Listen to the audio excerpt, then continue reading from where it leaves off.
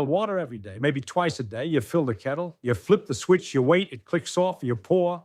You've done it 1,000 times, and I'm willing to bet you've never once thought there was anything strange about it. Why would you? It's the most ordinary thing in the world. Water gets hot, water boils, steam comes out. Simple, obvious, boring. But here's what I need you to hear. Boiling water is one of the strangest things that happens in your kitchen. And I don't mean strange in some loose, poetic, isn't nature wonderful way. I mean strange in the way that a physicist uses that word, meaning something is happening that, when you look at it closely enough, does not behave the way you'd expect, violates your intuitions, and opens a door into how the entire physical world actually works. The temperature of boiling water stops rising. You can dump energy into it, enormous amounts of energy. And the temperature does not go up, not by 1 degree. That should bother you. If you put energy into something and nothing seems to change, where is that energy going?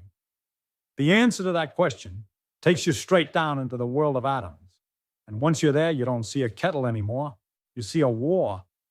Let me slow down and start where I always want to start, which is with the picture, the real picture, not the equation, the image. I want you to do something for me. Hold your hand out, palm up, and imagine you're holding a tiny cube of water, 1 centimeter on each side. Just a little droplet, basically. That cubic centimeter of water contains approximately 33 billion trillion molecules. That's 3.3 times 10 to the 22nd power. Written out, it's a 33 followed by 21 zeros. Now, every single one of those molecules is moving. Right now, not gently, not slowly, they're flying. At room temperature, a typical water molecule is moving at about 600 meters per second. That's roughly 1,300 miles per hour, faster than a bullet from many handguns, and they're not moving in any organized way. They're crashing into each other, bouncing off each other, and tumbling and spinning and ricocheting in every conceivable direction, billions of times per second. That little droplet of water sitting peacefully in your palm is, at the atomic level, an absolute riot. A chaos, a mosh pit of unimaginable violence happening at unimaginable speed. And a remarkable thing, the thing that should genuinely astonish you, is that it looks like nothing is happening. It looks still, it looks calm. A glass of water on a table appears to be the quietest thing in the room, and it is, in fact, one of the most frenetically active systems in the house. That's the first lesson. What you see is not what's happening, not even close. Your eyes are hopelessly crude instruments. They average over trillions of collisions per second and report back still water. But the atoms know better. Now, I didn't make this up. I'm not being colorful for the sake of it. And this picture of matter, this jiggling, bouncing, perpetually in motion picture, is what I once called the most important idea in all of science. If in some cataclysm all of scientific knowledge were to be destroyed and only one sentence passed on to the next generation, the sentence I choose is, all things are made of atoms, little particles that move around in perpetual motion, attracting each other when they are a little distance apart, but repelling upon being squeezed into one another. That one sentence, if you apply a little imagination and thinking out, contains an enormous amount of information about the world. And nowhere is that more true than when you boil a kettle. So let's boil it. Let's really look at what happens. You turn on the heat. Energy, in the form of infrared radiation from the burner or from an electric element, begins transferring into the water at the bottom of the kettle. What does that energy do? At the molecular level, it makes the water molecules jiggle faster. That's it. That's all heat is. Heat is not a substance. It's not a fluid. It's not something that flows into the water like a liquid pouring into a cup. Heat is molecular motion. When we say the water is getting hotter, what we mean, precisely what we mean, is that the average speed of the molecules is increasing. The molecules that were moving at 600 meters per second are now moving at 620, then 640, then 680. Faster and faster, more violent collisions, more energetic bouncing. But here's a crucial thing that most people never think about. Not all the molecules are moving at the same speed. This is a point that matters enormously and that the thermometer hides from you. A thermometer reports a single number, say 80 degrees Celsius.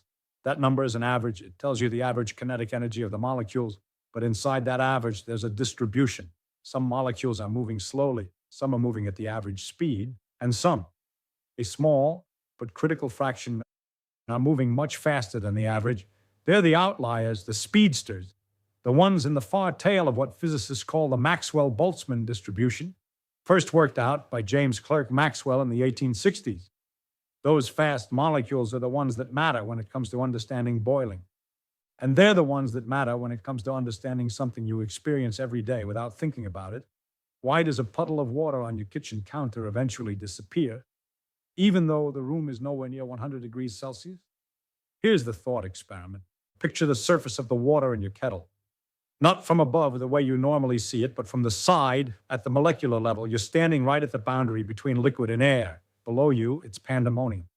Billions of molecules slamming into each other, tumbling, spinning, forming and breaking fleeting connections with their neighbors. Above you, it's comparatively empty. It's air molecules drifting around with lots of space between them. Now watch the surface. Every now and then, a molecule near the top of the liquid gets hit from below by an unusually fast neighbor, an accidental extra kick. And if that kick is hard enough, the molecule breaks free from the grip of its neighbors and flies up into the air. It escapes. It becomes a gas molecule. That's evaporation. And here's the beautiful thing. Since it's the fastest molecules that escape, the ones left behind are, on average, slower, less kinetic energy, lower temperature. The liquid cools. That's why blowing on hot soup cools it down.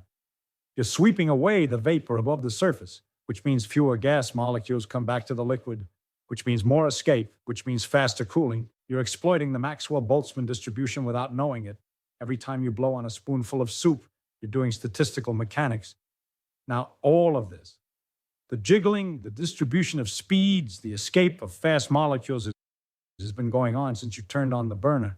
Evaporation has been happening the whole time the water was heating, but evaporation is a surface phenomenon. Molecules can only escape from the top. The ones deep in the interior are surrounded on all sides. They've got nowhere to go, no matter how fast they're moving. They can't break free because there are neighbors pressing in from every direction until the temperature reaches 100 degrees Celsius, and then something fundamentally different happens at 100 degrees. At sea level, at standard atmospheric pressure, the average kinetic energy of the molecules becomes high enough that water molecules can form bubbles of vapor inside the liquid itself, not at the surface, in the interior. This is boiling, and it's a completely different beast from evaporation. But wait, why 100 degrees? What's special about that number? And the answer is nothing is special about that number. It's not written into the laws of physics. It's not a fundamental constant. 100 degrees Celsius is simply the temperature at which the vapor pressure of water, the pressure exerted by escaping water molecules, equals the atmospheric pressure pushing down on the liquid from above. At the balance point below 100 degrees, the atmosphere wins. It squashes any bubbles that try to form inside the liquid. The vapor pressure isn't strong enough to push back. Above 100 degrees, or more precisely, at 100 degrees at sea level, the vapor pressure matches the atmosphere and bubbles can sustain themselves. They can grow, they can rise. That's boiling. And this means something profound. Change the pressure, and you change the boiling point. On top of Mount Everest, where the atmospheric pressure is roughly a third of what it is at sea level, water boils at about 69 degrees Celsius. It boils vigorously. It bubbles like mad, and you absolutely cannot cook a decent hard-boiled egg in it because the water simply isn't hot enough. In a pressure cooker, where the pressure is elevated, water boils at 120 degrees or higher, which is why food cooks faster. The boiling point isn't a property of water alone. It's a property of water and its environment. The molecule doesn't know what temperature it's supposed to boil at. It only knows the forces acting on it. The pull of its neighbors, the push of the atmosphere, and the kinetic energy it's accumulated from the heat. Now, here's where things get really strange, and this is the part that should genuinely surprise you. Picture the kettle again. The water is at 99 degrees, then 99.5, then 100. The water begins to boil. Bubbles form, rise, burst at the surface, steam pours out, and now you keep pouring energy in. The burner is still on. Energy is still flowing into the water, but watch the thermometer. It stays at 100 degrees. You can leave that burner on for an hour, pouring thousands of joules of energy into the water, and the temperature does not go up. Not to 101, not to 100.5. It stays stubbornly, immovably, at 100 degrees Celsius until every last drop has boiled away. Only then, if you somehow kept the steam in the container, would the temperature start to rise again. Where is all that energy going? This is the question that once baffled some of the greatest minds in physics. If energy goes in and temperature doesn't rise, it seems like energy is disappearing, like it's being destroyed, and that would violate the first law of thermodynamics, the conservation of energy. Energy doesn't vanish. So where is it? The answer is stunning in its simplicity. Once you see the atomic picture, the energy is being used to break bonds. See, in liquid water, the molecules aren't just flying around freely, they're flying around while simultaneously being attracted to their neighbors. Water molecules are what chemists call polar. The oxygen end carries a slight negative charge, and the hydrogen ends carry a slight positive charge. This means that the hydrogen end of one molecule is attracted to the oxygen end of another. This attraction is called a hydrogen bond. It's not a strong bond compared to the chemical bonds within a molecule, but it's strong enough to matter. It's strong enough to create a web of connections throughout the liquid, a constantly shifting, constantly reforming network of molecular handshakes. Each water molecule at any given instant is a hydrogen bonded to about 3 or 4 of its neighbors. These bonds last only a trillionth of a second before breaking and reforming with someone else, but at any given moment, the network is there. And this is why water is weird. This is why water shouldn't even be a liquid at room temperature. Here's the thought experiment that makes this click. Look at the periodic table. Find oxygen. Now go one row down. Sulfur. Sulfur is in the same column as oxygen. It has a similar chemistry. The hydrogen compound of sulfur is hydrogen sulfide, H2S, if you go by molecular weight alone. If you look at the trend of boiling points for hydrogen compounds of the elements in oxygen's column, the boiling point of water should be around minus 80 degrees Celsius. That's what the trend line predicts. H2S boils at minus 60. H2SE boils at minus 41. Following the trend downward to the lighter H2O, you'd expect it to boil well below zero. It should be a gas at room temperature. The fact that water is a liquid, the fact that it fills your kettle, your bathtub, your oceans, is an anomaly. It happens because hydrogen bonds give water an extra stickiness that the simple trend doesn't account for. Without hydrogen bonds, there would be no liquid water on Earth, no oceans, no life. The entire story of our planet turns on a quirk of molecular geometry, the angle of 104.5 degrees between the 2 hydrogen atoms in a water molecule, and the slight charge separation that creates. So when you pour energy into boiling water, that energy is going into breaking these hydrogen bonds, snapping the molecular handshakes, pulling the molecules away from each other one by one, and freeing them into the gas phase where they fly around independently. The energy is converted from kinetic energy, molecular motion, into potential energy. The energy stored in the separation between molecules that used to be close together. The temperature doesn't rise because the molecules aren't speeding up. They're spending their energy on an escape, on tearing themselves loose from the crowd. The amount of energy this requires is astonishing. To heat 1 gram of water from 99 degrees to 100 degrees costs about 4.2 joules. To then boil that 1 gram, to convert it from liquid at 100 degrees to steam at 100 degrees, costs about 2,260 joules. That's more than 500 times as much energy for the phase change as for the last degree of temperature rise. 500 times. All of that energy goes into breaking the intermolecular bonds, and not one bit of it shows up as a temperature increase. Physicists call this the latent heat of vaporization. Latent meaning hidden, and hidden is exactly the right word. The energy is there, it's real, but the thermometer can't see it. Now, there's another piece of this story that I find even more fascinating, and it has to do with how the bubbles form in the first place, because they shouldn't, not easily anyway. Think about what has to happen for a bubble to appear inside a body of liquid water. You need a cluster of molecules somewhere in the interior that all simultaneously transition from liquid to gas and push outward against the surrounding liquid. The liquid pushes back.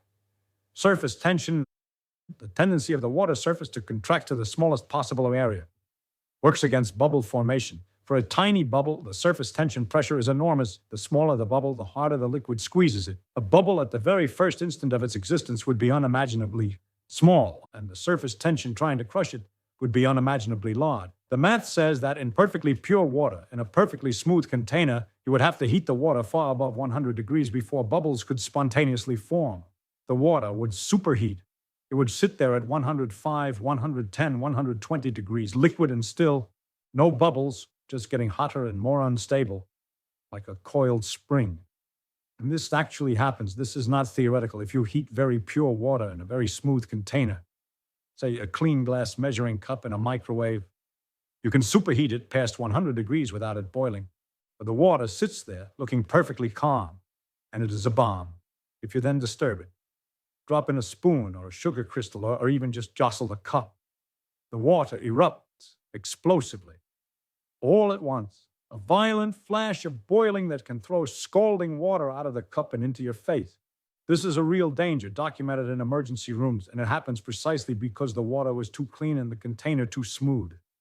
In a normal kettle, this doesn't happen, and the reason is beautiful. The inside of a normal kettle has tiny scratches, dense imperfections, microcavities where small pockets of air are trapped. These imperfections are called nucleation sites. They provide a place for the first tiny bubbles to form, a crack or crevice where the geometry helps a vapor pocket exist without being immediately crushed by surface tension. The bubble starts in the shelter of the imperfection, grows, detaches, and rises. That's the sound you hear when water boils. Not the steam itself, but the bubbles forming, growing, and collapsing as they rise through the liquid. The rolling, roaring, rumbling sound of a boiling kettle is the sound of nucleation, the sound of billions of tiny vapor explosions, each one triggered by an imperfection in the surface of the pot. And this connects to something even deeper. In 1905, Albert Einstein published a paper on Brownian motion, the random, jittery movement of tiny particles suspended in a fluid. The botanist Robert Brown had observed this motion in 1827, watching pollen grains zigzagging through water under a microscope, but nobody could explain why.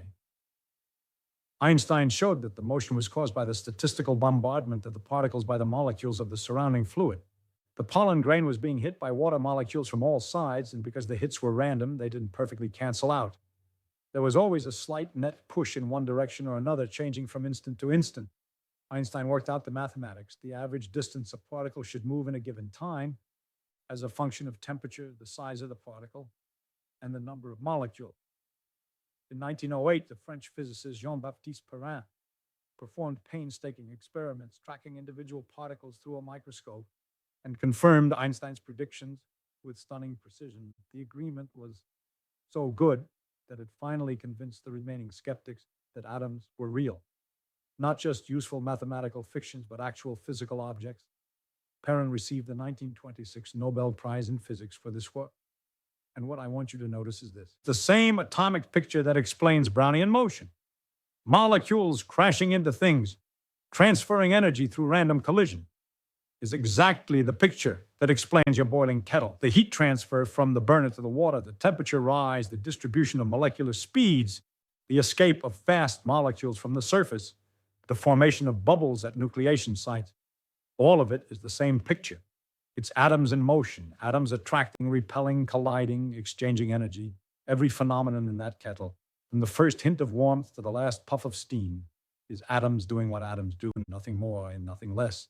And the fact that we can explain all of it, predict it, calculate it, match it to experiment, using one simple idea, the atomic hypothesis, is the most powerful demonstration I know of the unity of physics. But there's one more thing I want to show you, because I think it reveals something about the nature of physical law that you don't get from textbooks. You're thinking, okay, boiling is atoms jiggling faster until they break free. Phase transitions are bond breaking. I've got the picture, and you do have the picture. But here's where that picture breaks down in a way that I find deeply interesting. The transition from liquid to gas at 100 degrees is what physicists call a first-order phase transition.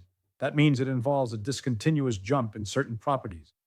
The density drops suddenly, the volume per molecule increases suddenly, and there's that big chunk of latent heat that gets absorbed all at once. The molecules in the liquid are close together and entangled in their web of hydrogen bonds. The molecules in the gas are far apart and essentially free, and the transition between these two states is sharp.